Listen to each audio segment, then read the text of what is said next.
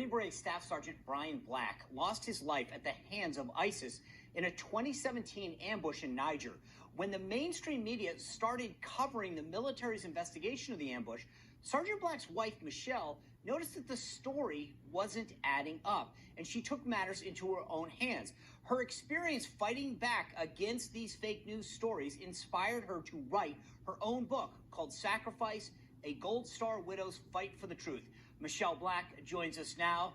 Michelle, happy Memorial Day. Thanks for being here. Thank you. Thanks for having me, Sean. Sorry for your loss, first of all. Thank you for your husband's service and sacrifice.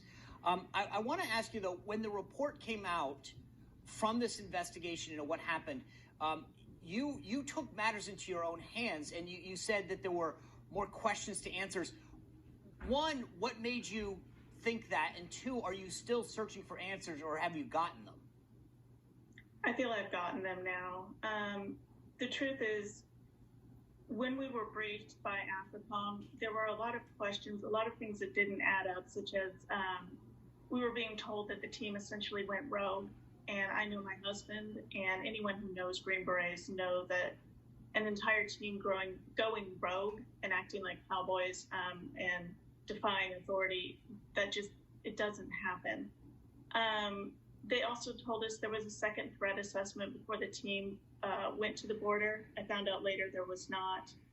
There were so many inconsistencies. And then at the very end of it, General Waldhauser went on national media and said that all teams on the continent of Africa were performing optimally, but this team was not indicative of what special operators do. When I heard those words, they essentially completely dishonored the sacrifice that my husband and all of the men who fought and died alongside him made. And I couldn't let that stand. You know, we talk a lot about the mainstream media on this show and their use of anonymous sources.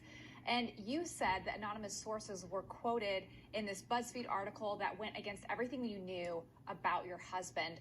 Are situations like these what inspired you to record straight conversations about your husband and write this book?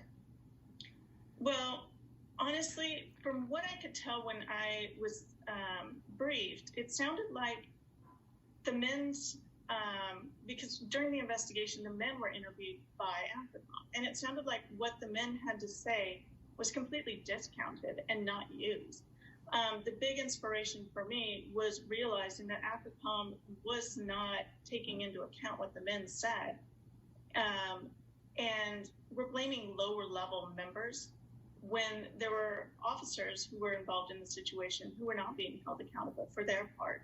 And really what General Waldhauser said in his brief was the final straw for me. So can I ask a question? Like, you get back briefed by the military about what's to happen, right? How does somebody like you, a civilian without access to